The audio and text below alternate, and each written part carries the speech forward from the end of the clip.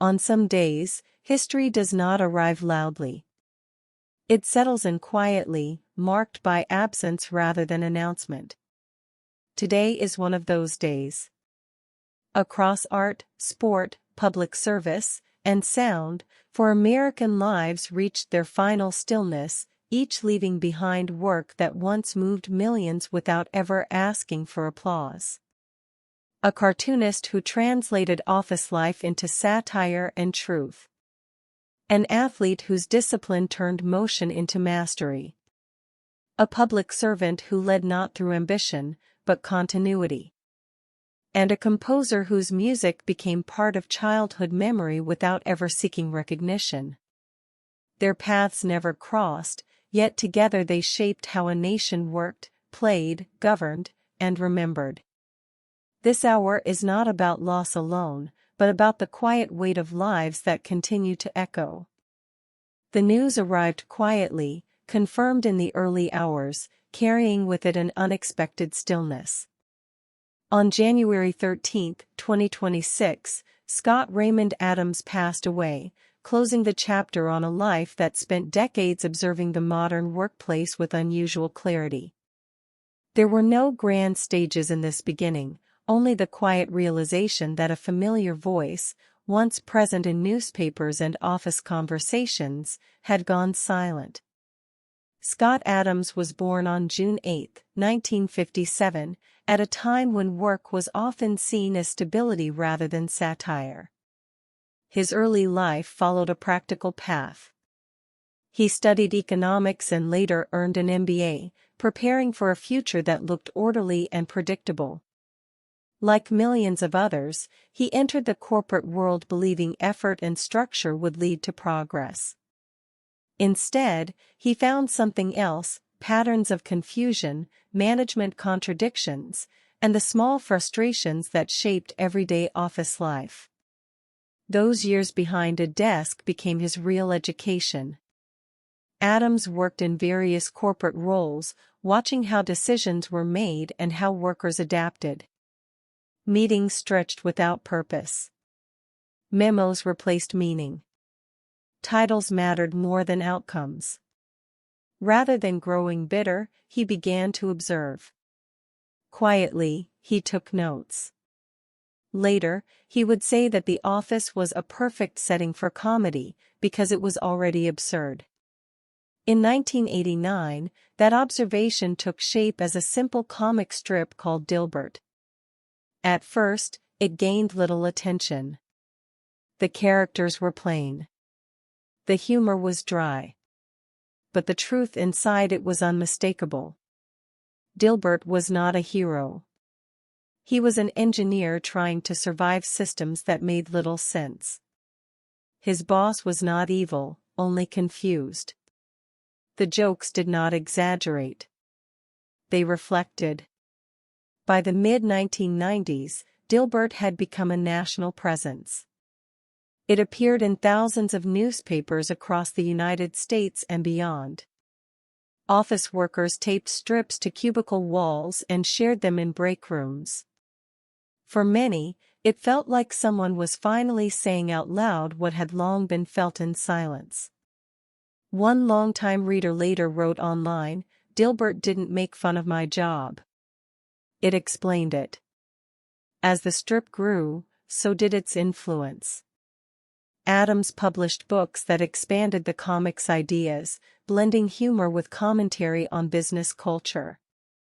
These works explored why systems fail, how persuasion works, and why intelligence often struggles inside rigid structures. His writing remained accessible, never academic, always grounded in lived experience. He spoke in the same language people used at work, and that made his insights travel far. Yet Adams himself remained an unlikely cultural figure. He did not come from elite creative circles, nor did he present himself as an artist in the traditional sense. He often described his success as a result of pattern recognition rather than genius. In one interview, he said, "I just drew what I saw every day, and other people recognized it too." That recognition became his quiet bond with readers. As the years passed, the workplace changed. Technology reshaped communication. Offices became digital. Still, Dilbert remained relevant, adapting its humor to new tools and new frustrations. Even as trends shifted, the core themes stayed the same: confusion, ambition, and the human cost of poorly designed systems. Adams had captured something timeless. In the mid-2010s, his public presence began to shift. Adams emerged as an independent commentator on social and political events, sharing his views openly and often controversially. This phase of his life brought complexity to his public image. Supporters saw a thinker applying systems logic to public life. Critics saw a voice that sometimes divided opinion. The chapter acknowledges this period not to judge, but to reflect the full arc of a life lived in public view. Despite disagreements, few questioned his impact. Even those who challenged his views often separated the work from the debate. A former editor once noted, "No matter how people felt about Scott later, Dilbert had already earned its place." It changed how workplaces talked about themselves. On January 13, 2026, Adams' death marked the end of a voice that had been quietly present for nearly 4 decades. There was no dramatic announcement, only the slow spread of the news. Online tributes appeared from readers who had long since left office jobs but still remembered the strips. One post read simply, "He made the workday lighter." That mattered more than he knew. In reflecting on his legacy, it becomes clear that Scott Adams did more than create jokes. He gave language to a shared experience. He helped people laugh at systems that often felt overwhelming. In doing so, he offered relief, recognition, and sometimes clarity. His work reminded readers that frustration was not always personal, it was often structural. Today, the cubicles he once drew may look different, and the tools have changed. But the feeling he captured remains familiar. Meetings still wander. Emails still replace answers. And somewhere, a quiet observer may still be watching, learning, and smiling. Scott Raymond Adams leaves behind drawings, books, and ideas that continue to circulate long after the ink has dried. His humor did not shout. It nodded. And in that gentle recognition, millions found comfort. Though his pen is now still, the reflection he offered endures, on office walls, in memory, and in the shared understanding of what it means to work and to endure together. The confirmation came without spectacle, a quiet update carried across sports circles early in the day. On January 10, 2026, James Hartung passed away, leaving behind a silence shaped by a life that was almost always in motion. For those who knew his work, the stillness felt unfamiliar. James Hartung was born in Omaha in 1960, in a city where discipline was learned early and routines mattered. From childhood, his days followed structure. Training came before comfort.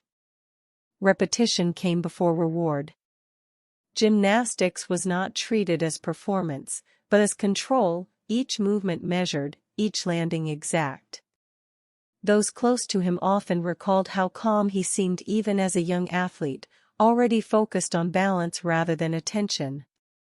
As he grew, that discipline deepened. At the University of Nebraska-Lincoln, Hartung became a central figure in collegiate gymnastics. He was not the loudest presence in the gym, but he was the most consistent. Teammates remember him as steady, someone whose preparation never changed regardless of the moment. One former teammate later said, "When James stepped onto the mat, the room felt quieter. Everyone trusted what would happen next." His results followed naturally. Hartung helped lead 4 national championship teams, a reflection of collective effort rather than individual display. He earned consecutive NCAA all-around titles, achievements that spoke to endurance and mental control more than raw power. These were not moments of flash, but seasons of sustained excellence. Coaches often pointed to him as an example of how mastery is built slowly, through patience. Yet Hartung never framed his success as something extraordinary. Those who worked with him recall that he rarely spoke about medals. Instead, he talked about process. About showing up on time. About correcting small errors. About doing the same thing well, again and again. In one interview years later, he reflected simply, "If the work is right, the result usually follows." The story of his career reached a wider audience at the 1984 Summer Olympics. Competing as part of the U.S. men's national gymnastics team, Hartung earned a gold medal during a moment when American athletics were finding renewed confidence on the world stage. The victory was celebrated, but even then, Hartung's presence remained understated. He did not seek the spotlight. He shared it. Within that Olympic moment, his role represented something larger. Preparation outweighed personality. Discipline outweighed noise. It was a reminder that greatness does not always announce itself loudly. Sometimes, it arrives quietly, built over years that few people see. After competition, Hartung's influence did not fade. He remained connected to the sport through coaching, mentorship, and institutional guidance. Younger athletes learned from him not through speeches, but through example. He watched closely, corrected gently, and expected focus. One athlete later wrote online, "Coach Hartung never raised his voice. You just didn't want to disappoint him." As the years passed, his presence became part of the foundation of the programs he touched. Championships were remembered, but so was his approach. He valued balance, between body and mind, effort and rest, ambition and humility. Those lessons stayed with athletes long after routines were forgotten. The chapter of his life closed on January 10, 2026. The news moved slowly, as if the world needed time to adjust to the idea that someone so defined by movement was suddenly still.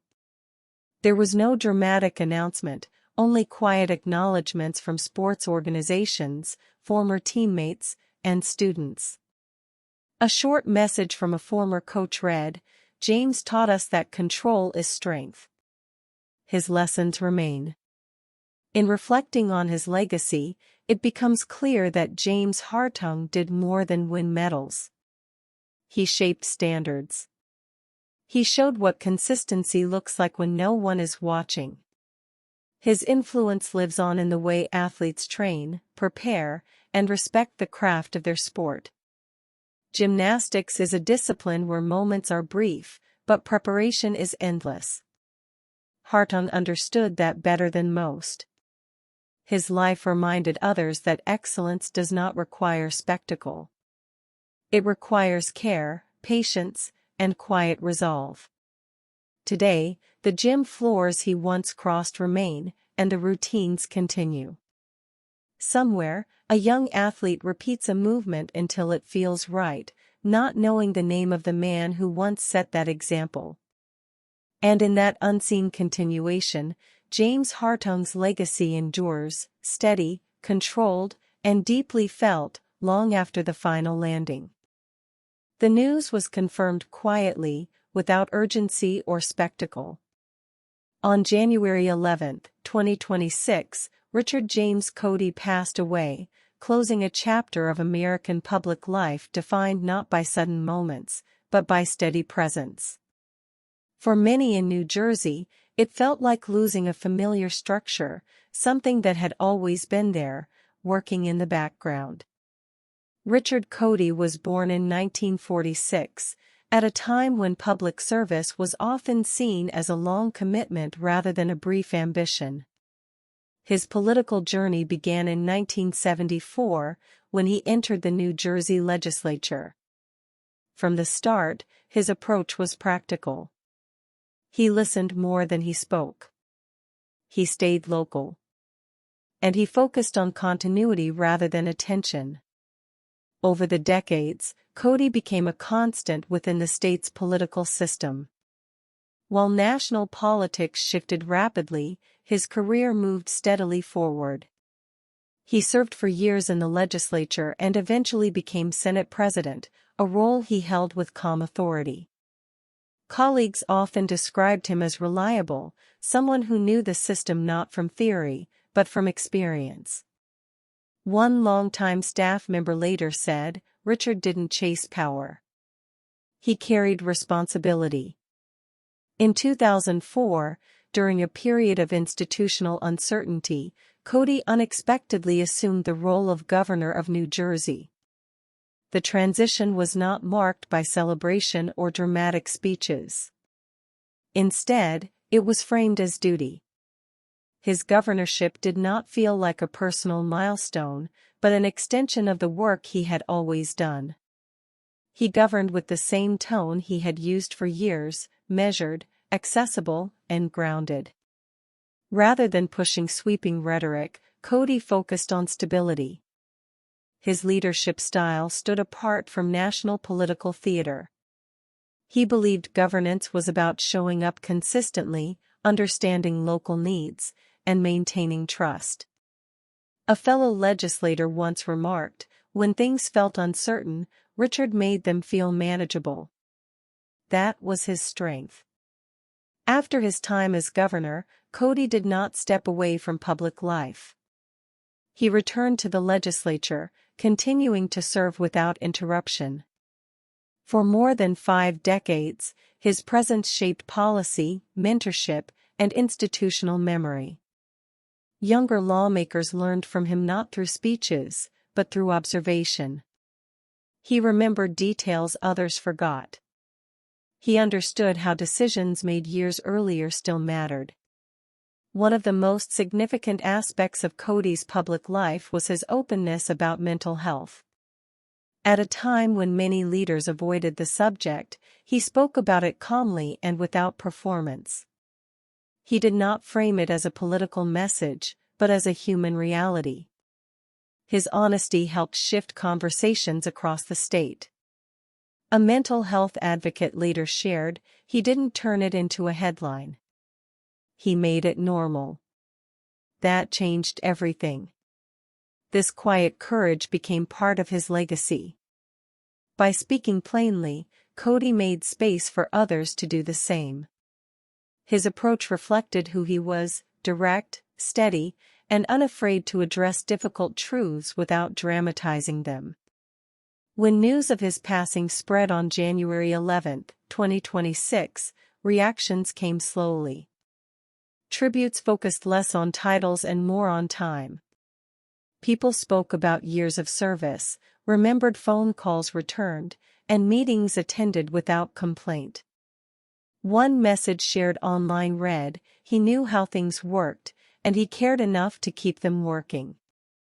In reflecting on Richard Cody's life, it becomes clear that his influence cannot be measured by a single moment. It lived in continuity.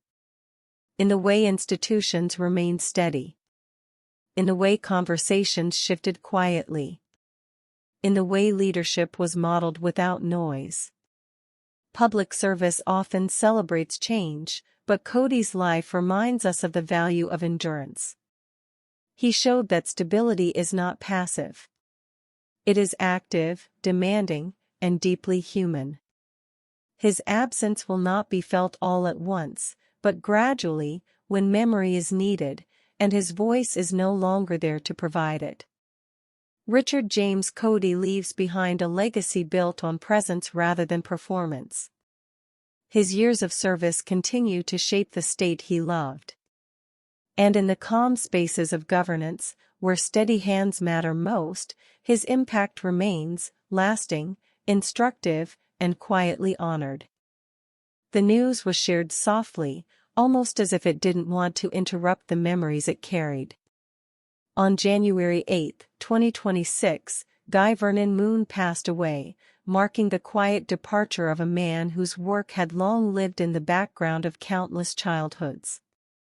Guy Vernon Moon was born in 1962, during a time when animation was changing shape.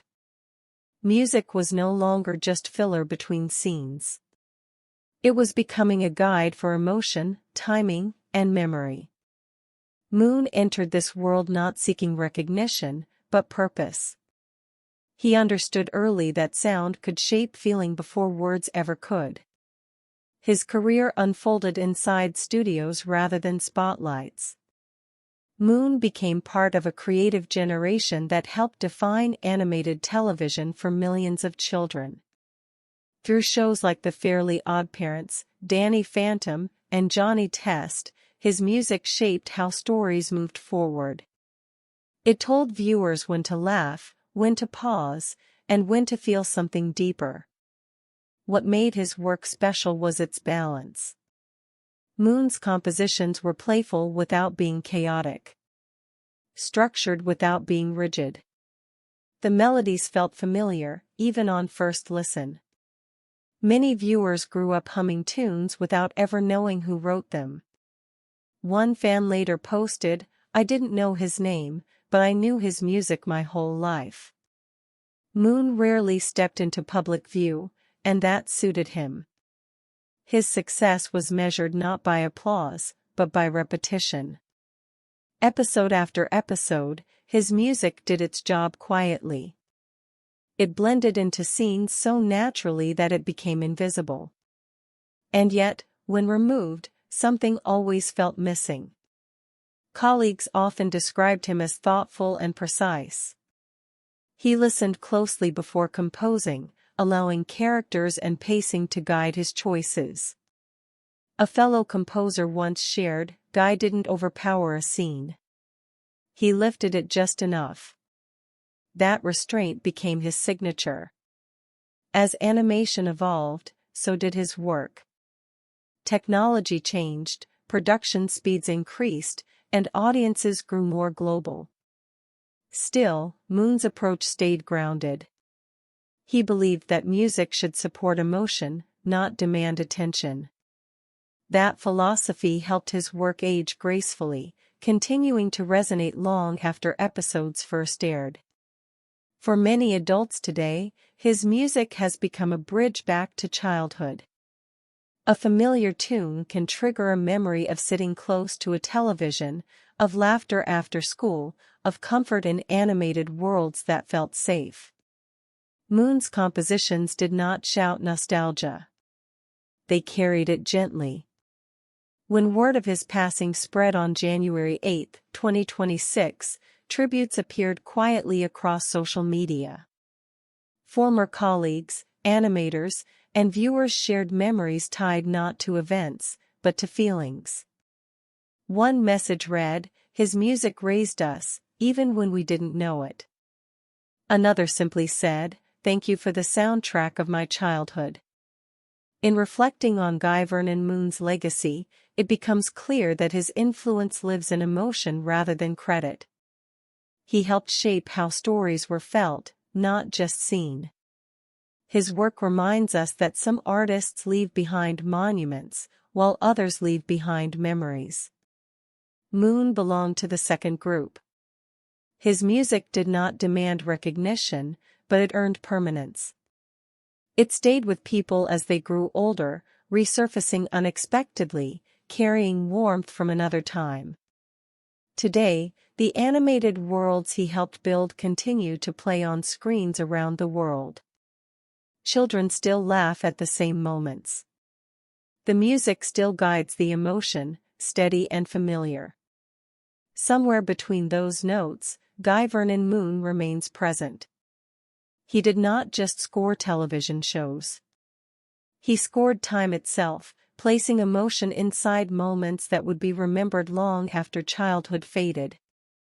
And in that lasting echo, his life's work continues, quiet, gentle, and forever part of the memories he helped create.